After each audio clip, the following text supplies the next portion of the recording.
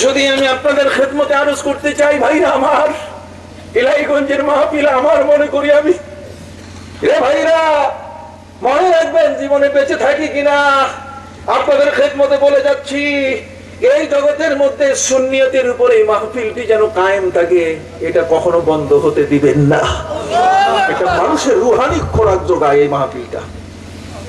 আমি গোটা সিলেটের মধ্যে অসংখ্য মাহফিল করি, আমার মতো নন সিলেটি এত বেশি মাহফিল সিলেটে করে না। কথা বুঝতে পারছেন? কিন্তু আমি জানি কোন মাহফিলে কি, কোন মাহফিলের কি রূপ আমি দেখলেই বসলেই টের পাই যে এখানে চাই কি। কথা বুঝেন নাই? কিন্তু এই মাহফিলের রুহানিয়াত আলাদা। আমার চোখে আমি যতটুকু বুঝি, রুহানিয়াত বুঝেন, রূহ দেখা যায়, ওইটাই তো তাসাউফ। কথা বল না, যেটা আমার ভিতরে আছে, যে শক্তিটা না হলে আমি যে শক্তিটা না হলে আমার কেউ আর আমাকে দাম দিবে না, আমার বউ নাই, যে শক্তিটা না হলে আমার জমি নাই, যে শক্তিটা না হলে আমার দলিল নাই, যে শক্তিটা না হলে আমার ব্যাংক অ্যাকাউন্ট নাই, কি কোন তাই না? ওই যে ভিতরে রুহটা, আমার জীবনটা, ওইটাই তো গোপন, ওইটা দেখা যায় না, কিন্তু আছে, স্বীকার করতে হয়। কথা বল না, আছে, এটা কি করতে হয়? স্বীকার করতে হয়। দেহটার ভিতরে জীবন লুকানো, কথা বল না, ফুলের ভিতরে ঘ্রাণ লুকানো, সুবহানাল্লাহ, মাটির ভিতরে পাওয়ার লুকানো। যে গাছটাই দিবেন, যেই ফলের বীজ দিবেন, সেই ফলের থেকে মাটি আপনাকে ওই ধরনের গাছ আপনাকে উপহার দেবে। মাটি থেকে আপনি ওই ধরনের ফল পাবেন। সুপারি গাছে কোনোদিন নারিকেল পাবেন না। মাটির ধর্ম আছে, তার পাওয়ার আছে আলাদা, সে কোনোদিন আপনাকে দিতে গিয়ে ভুল করে না। কথা বুঝতে পারছেন? এই যে গোপন একটা শক্তি মাটির ভিতরে আল্লাহ রেখে দিয়েছেন, কতক্ষণ না। এই জন্য কবি তার ভাষায় বলছেন যে আল্লাহ তোমার কুদরত এমন, ওইটা দেখতে গিয়ে তাসাউফ লাগে। সেটা কি? সেটি হলো বরকে দরখতান সবজা बर नज़रे हर की बर बरग दरख्तान सब्जा बर नज़रे हर की बर हर वरके दफ्तरिस्त मारिफाते कर दिगर। रे प्रभु, এই পৃথিবীর মধ্যে যারা জ্ঞানী গুণী, জ্ঞানের সমুদ্রে যারা বাস করে, তাদের দৃষ্টিতে ওরা যখন গাছের ফলের দিকে তাকায়, তখন ওরা অবাক হয়ে যায় যে আল্লাহ তুমি তো এর ভিতরে লুকায় আছো। ফলের ভিতরে তুমি লুকায় আছো, সব জায়গায় তুমি বিদ্যমান, সব জায়গায় তোমার অবস্থান, তুমি কোথাও শূন্য নেই, তুমি কোথাও তুমি বিচ্ছিন্ন নাও, সবখানেই তুমি আছো। সাজার মে হাজার মে তেরে রঙ্গ বু হে, শোনেন কি? সাজার মে হাজার মে तेरे रंग बू है, जिधर देखता हूँ तू ही और तू है, जिधर देखता हूँ तू ही और तू है। পাথরে দেখি তুমি সেখানে, গাছে দেখি তুমি সেখানে, ফলে দেখি তুমি সেখানে, ফসলে দেখি তুমি সেখানে। কোন সুবহানাল্লাহ, তুমি আল্লাহ সবখানে।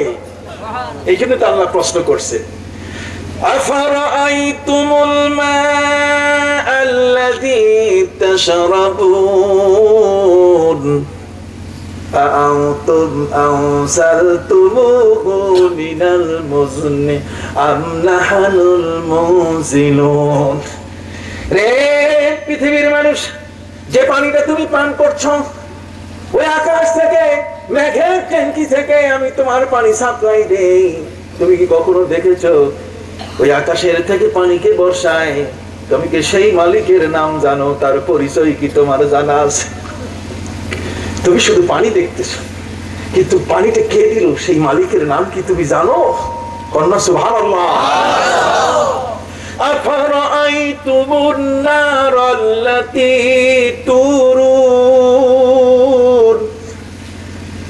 আনতুম আনশাতুম শাজারাতাহা আম নাহনুল মুনশিউন। ইলমে তাসাউফ পড়া, সুবহানাল্লাহ। কথা বুঝতে পারছেন? আমার আল্লাহ বলছেন তোমার সূরার মধ্যে গাছের ডাল ঢুকাই দেওয়ার পরে আগুন দাউ দাউ করে সাপের ফেনার মতো উপরে উঠে।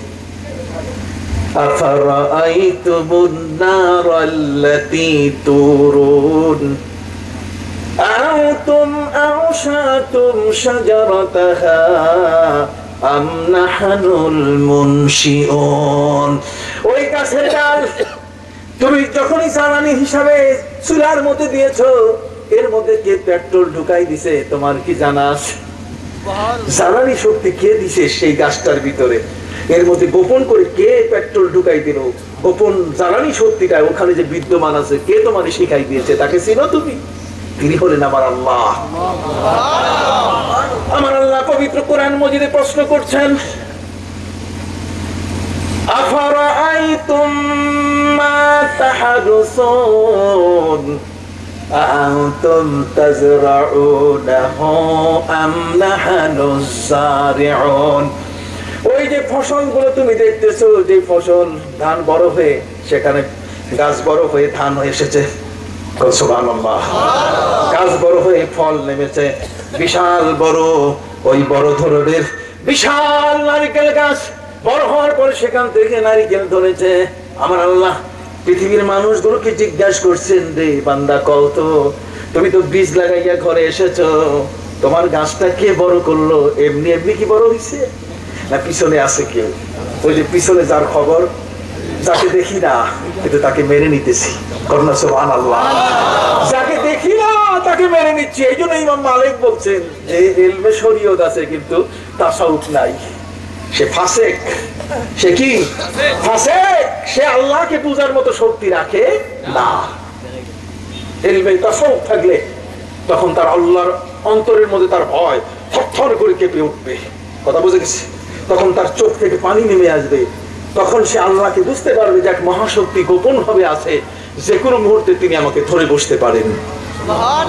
কথা বুঝতে পারছেন? এই জন্য ইলমে তাসাউফ খুব জরুরি জিনিস।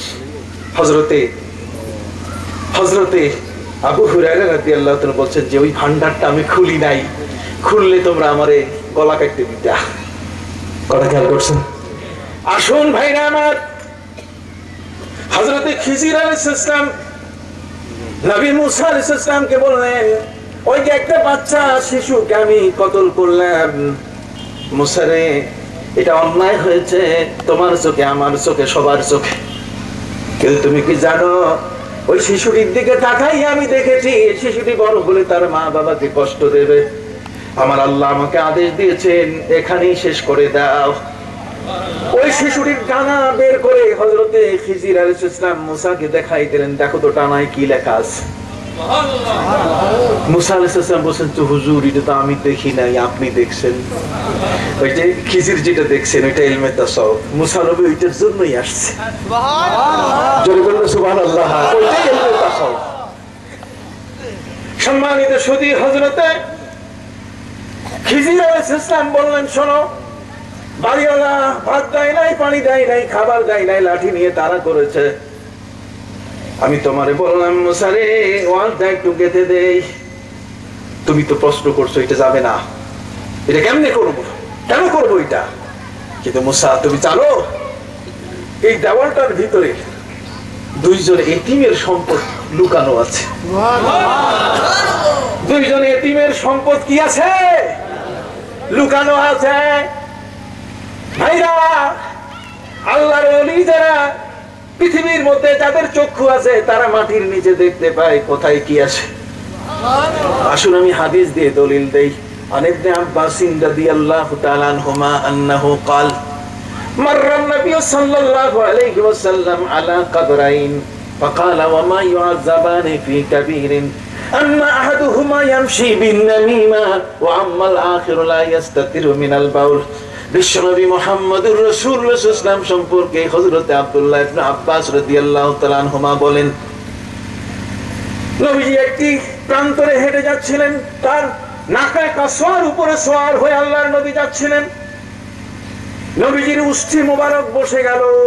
নবীজির উষ্ঠি মোবারক বসে গেলে সাথে সাথে সেখানে কোনো না কোনো একটি ঘটনা ঘটে। সাহাবায়ে ইকরাম জিজ্ঞেস করলেন, হুজুর এখানে উট বসে গেল কেন, উষ্ঠি নাকায় কাসওয়া বসে গেল কেন? নবীজি বললেন, আমি দেখতে পাচ্ছি এই মাটির নিচে, তোমরা কি দেখতে পাও? কয় না হুজুর, কি দেখতে পাচ্ছেন আপনি? নবী বললেন, এই মাটির নিচে দুইটা কবরবাসীর আমি শাস্তি দেখতে পাচ্ছি। ওই যে কবরবাসীর শাস্তি দেখা, এটা ইলমে তাসাউফ। এটা কি ইলমে তাসাউফ? দেখেই বলে দিতে পারি এই ছেলেটা ভবিষ্যতের বিরাট কিছু হবে। কথা কন না?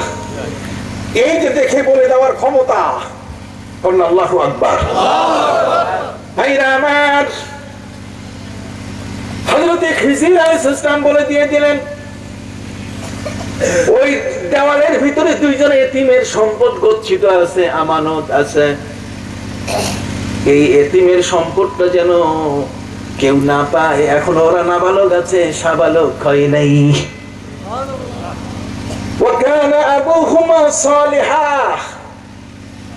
এই দুইজন এতিমের বাবা মা ছিল নেককার, এরা নামাজি, আল্লাহওয়ালা, আল্লাহওয়ালি ছিলেন। এই জন্য আল্লাহ বলছেন যার মা বাবা আল্লাহওয়ালা, আল্লাহওয়ালি হয় তাদের সম্পদকে আল্লাহ হেফাজত করেন, তাদের সন্তানদের কাছে সঠিকভাবে আল্লাহ পৌঁছায় দেন, আল্লাহ নিজে জামিন হইয়া যান। কথা বুঝতে পারছেন? ওয়াম্মাল জিদার ফাকানা লিয়াতীমাইনি গুলামাইনি ফিল মাদিনা, দুইজন এতিম এই শহরের মধ্যে যাদের বাবা ছিল ভালো। ওয়াকানা আবুহুমা সালিহা, মা বাবা দুজনে ছিলেন নেককার। নেককার মা বাবা হওয়ার কারণে আল্লাহ পাক রব্বুল আলামিন তাদের সম্পদ হেফাজতের দায়িত্ব নিজের উপরে নিয়ে নিয়েছেন। যে কারণে আল্লাহর পক্ষ থেকে আমাকে জানানো হয়েছে, রে খিজির, ওই যে দেওয়ালটা খসে পড়তেছে এতিমের মাল, এর বাবা মা ভালো ছিল, কাজে কোন দুষ্ট মানুষ যেন সম্পদটা না নেয়। এই জন্য দেওয়াল গাঁথতেছিলাম যাতে এতিমের সম্পদটা হেফাজত হয়। হযরত মুসা বলছেন, হুজুর আপনি দেখলেন, আমি তো দেখতে পারলাম না, আমি তো বুঝি নাই হুজুর।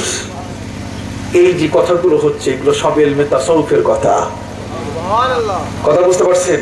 উনি শেষ পর্যন্ত বললেন ওয়ামা ফাআলতুহু, আমি আমার নিজের পক্ষ থেকে এটা করি নাই, বরং আমার আল্লাহর পক্ষ থেকে এই নির্দেশনাগুলো আমি পালন করছি। চিৎকার দিয়ে বলেন না সুবহানাল্লাহ। হযরত মুসা আলাইহিস সালাম খিজিরের ঘটনা ইলমে তাসাউফের বিশাল ভান্ডার খুলে দিয়েছে। এখন আসুন আমি কোরআন থেকে আপনাদেরকে ইলমে তাসাউফের ধারাবাহিক কতগুলো কথা বলে দেই, তাহলে দলিল হিসাবে বিষয়টি আপনাদের চিরজীবন মনে থাকবে। ইলমে তাসাউফের মূল ভান্ডার হলো, আসল জিনিস হলো কলব। কথা বল না কি? ইলমে তাসাউফের একটা মূল কেন্দ্র, হেডকোয়ার্টার, মার্কাজ হলো কি? কলব। সদাকত নাকি? কলব। এই জায়গাটা আমার নবী বলছেন আল হালাল বায়্যিনুন ওয়াল হারাম বায়্যিনুন ওয়া বাইনা যালিকা উমুরুম মুশতাবাহাত লা ইয়াদরি কাসীরুম মিনান নাস আইয়া মিনাল হালাল আম হিয়া মিনাল হারাম ফামান ইত্তাকা ইস্তিবরাআন লিদীনিহি ফাকাদ সালামা আলা ওয়া ইন্না লিকুল্লি মালিকিন হিমান আলা ওয়া ইন্না হিমাল্লাহি মাহারিবুহু আলা ওয়া ইন্না ফিল জাসাদি লামুদগাতান ইযা সালুহাত সালুহাল জাসাদু কুল্লু ওয়া ইযা ফাসাদাত ফাসাদাল জাসাদু কুল্লু আলা ওয়া হিয়াল কলব। সুবহানাল্লাহ। বুখারী খুলে দেখেন, মুসলিম খুলে দেখেন, তিরমিজি খুলে দেখেন, হাদিস গ্রন্থগুলো খুলে দেখেন, আমার নবী বলেন হালাল স্পষ্ট, হারাম স্পষ্ট। হালাল এবং হারামের এখন নতুন করে এর ব্যাখ্যা দেওয়ার প্রয়োজন নাই। মিথ্যা হারাম, শুকর হারাম, মৃত হারাম, রক্ত হারাম, এগুলো ডিসাইডেড, এগুলো সব চূড়ান্ত হয়ে গেছে। কোনটা হালাল তাও বলে দেওয়া হয়েছে।